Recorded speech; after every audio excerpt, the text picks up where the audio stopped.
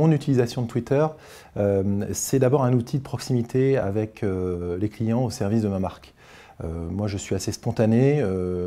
Les clients me connaissent pour être quelqu'un de très engagé auprès de la marque Porsche, également de passionné, parce que c'est une marque de passion. Donc, pour moi, Twitter, c'est d'abord un outil de proximité. Ça me permet de parler directement à mes clients de tout ce qui se passe à l'intérieur de la marque. Alors, quand je dis à l'intérieur de la marque, c'est quelque chose qui est très subjectif, mais aussi que je dois contrôler parce que, bien sûr, on ne peut pas tout dire. Il y a des choses confidentielles, par exemple les lancements de produits, où il ne faut surtout pas dévoiler une voiture avant qu'il y ait le moment clé choisi par la marque, comme par exemple un salon. Mais derrière ça, on peut trouver beaucoup d'aspérité. Nous, on a une marque très riche.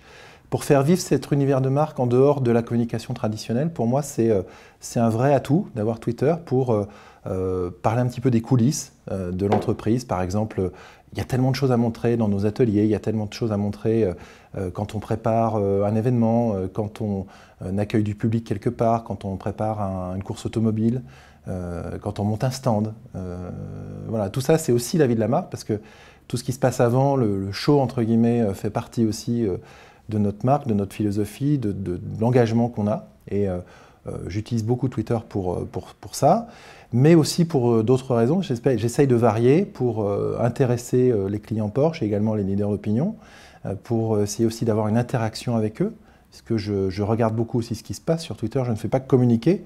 Tous les jours, par exemple, je regarde un certain nombre de hashtags pour voir aussi bien dans ma marque que chez les concurrents, que même sur des problématiques de mobilité, d'environnement, de voir ce qui se dit, de voir comment réagissent les pouvoirs publics, certains hommes politiques, certains concurrents à des problématiques qui concernent ma marque sur la mobilité, sur l'électrification par exemple. Donc moi je suis à la fois un utilisateur de contenu, mais également j'utilise Twitter pour aller chercher l'information, pour ressentir ce qui se passe sur mon marché et d'une manière générale au niveau des faits de société. Il m'arrive, grâce à Twitter, d'anticiper les tendances, de savoir que quelque chose va se passer, de voir comment réagissent les gens par rapport à un nouveau produit, par exemple, par rapport à un événement lié à notre sport automobile, qui est très présent dans la marque. Je vois, quand les gens s'adressent directement à moi, je vois ce que les gens peuvent ressentir et ce que la marque peut exprimer également vis-à-vis du grand public. Et ça, il n'y a que Twitter qui me permet de faire ça. Déjà, c'est une communication choisie. On n'est pas agressé par un flux d'actualité qu'on crée pour vous. C'est vous qui choisissez, c'est vous qui définissez ce que vous voulez suivre, c'est vous qui définissez votre rythme de communication. Et ça, j'apprécie beaucoup le fait qu'on soit finalement, que ce soit un outil aussi de liberté et qu'on va choisir de personnaliser en fonction de ses intérêts, de ses objectifs de communication, etc. Donc pour moi, c'est pour ça un outil extrêmement utile que j'ai choisi en priorité parce que c'est un outil sans filtre. C'est-à-dire que, bien sûr, il faut respecter des règles de communication et je pense qu'avant de communiquer sur Twitter, il faut bien intégrer les règles de communication du groupe dans lequel on travaille. Moi, j'ai fait quelques années que je pratique mon entreprise, donc je sais exactement ce que je peux dire et ne pas dire. Il y a quand même une grande liberté qui est laissée, mais Twitter permet d'avoir cette spontanéité, cet accès direct aux personnes avec lesquelles on a envie d'engager, entre guillemets, une conversation. Alors, autant moi, j'utilise Twitter vraiment pour relayer le positionnement et l'expression de la marque sur mon marché, c'est-à-dire la France. Autant la marque qui utilise Twitter le fait au niveau global, donc avec une communication beaucoup plus axée sur les grandes informations qui vont rythmer la vie de notre marque, comme les lancements de produits, les grands communiqués de presse sur les résultats, sur l'engagement social de l'entreprise, par exemple, sur des initiatives en matière de recrutement, en matière industrielle. Là, on va vraiment avoir à faire un compte qui a pour objectif d'apporter une communication corporate, principalement, à une communauté.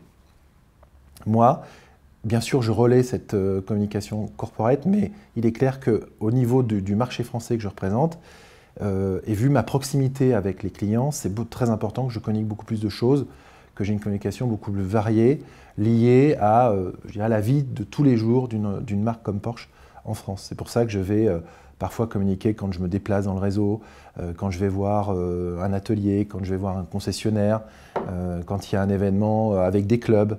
Voilà, ça c'est ce qui nourrit la marque finalement. Ce sont les clients, ce sont toutes les initiatives dans les marchés. Mais au niveau de l'Allemagne, la communication elle est vraiment axée sur les informations clés de l'entreprise. Je crois que Twitter est le meilleur outil pour suivre un événement en direct, en simultané, je dirais presque en spontané. Et ça, c'est quelque chose qu'on commence nous à utiliser. Si vous regardez par exemple le compte Motorsport, à chaque course, à chaque compétition, vous avez des tweets permanents, vous avez maintenant des vidéos. Et moi, j'essaye dans la mesure du possible de suivre ça aussi parce que je remarque que ça fonctionne très bien. La plateforme permet une interaction où il est possible de mesurer très rapidement la pertinence du message, la pertinence d'une stratégie, la connexion avec la clientèle, avec les clients, avec une communauté qui s'intéresse à votre marque. Je pense que l'intérêt pour une marque avec Twitter, c'est l'interactivité, c'est la spontanéité, c'est le contact direct, sans filtre, comme je l'ai déjà dit tout à l'heure, pour pouvoir exprimer des informations, mais également, bon, comme je vous l'ai dit, il y a le côté communication, mais il y a aussi le côté analyse qu'on peut avoir, que moi j'effectue régulièrement, et qui permet d'avoir par exemple l'avis aussi bien des fans de la marque, mais aussi de ses détracteurs, des fans d'un sujet. Bon là, en ce moment on parle beaucoup de voitures électriques. Moi, il est très clair que je vais aller voir sur Twitter l'avis de communautés qui ne sont pas forcément acquis à la cause des voitures sportives, qui sont plus axées sur l'écologie, plus sur les nouvelles mobilités, etc., pour voir comment nous, on doit se positionner par rapport à ça, comment nous, on peut s'adapter aussi aux enjeux d'une ville. Et Twitter permet cette liberté complète d'action et d'interaction et de prise d'information auprès de différents acteurs. Donc, pour une marque, c'est pour moi à la fois un outil auprès clairement des leaders d'opinion, auprès des clients. C'est un outil qui est vraiment dont je trouve que la cible de Twitter est d'une manière générale très forte auprès des journalistes, on le voit en France en particulier, parce que la France est quand même un marché particulier pour Twitter, beaucoup plus dynamique, beaucoup plus ouvert que d'autres, avec une interaction très forte, énormément d'activités, on le voit. Et ça, c'est une vraie force. Pour le marché français que je représente, Twitter en France, c'est un outil assez puissant. Il y a une marque qui m'interpelle sur Twitter parce que, je vais vous raconter une anecdote, moi je suis beaucoup les problématiques de relations clients. J'ai beaucoup de clients qui m'écrivent directement parce qu'ils me connaissent, ils savent aussi que ça m'intéresse.